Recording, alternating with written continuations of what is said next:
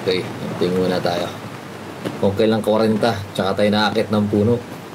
Ito yung alatris. Dito kasi yung ambush site. Pera hulog.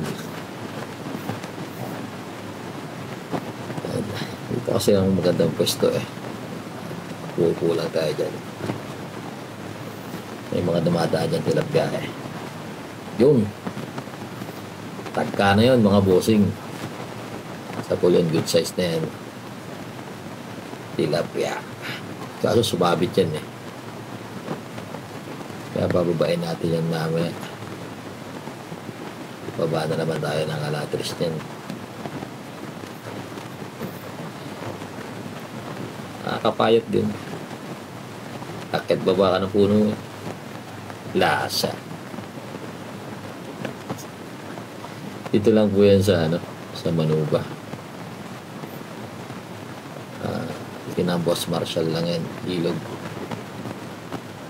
Maganda yung panahon ngayon eh. Kaya malinaw yung tubig. Hindi pa ako nakakadali dito ng dalag. Puro tilapia pa lang nadadali ko rito. Gagawin ko sana ng pangati. Kaso baka makawala na naman.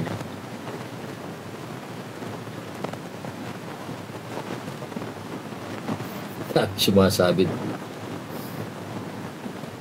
Sumasabit na bagay dyan eh. Pera hulog.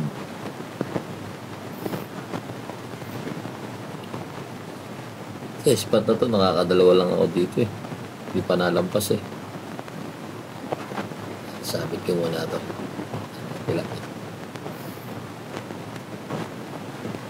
Ay, konti lang umidad. Tsaka naglaro sa puno.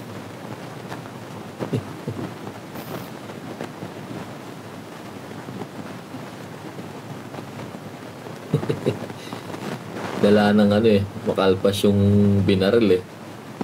Kasi nung nakaraan ginawa kong pangati para lakoy ng lakoy habang nakakapit to sa tali.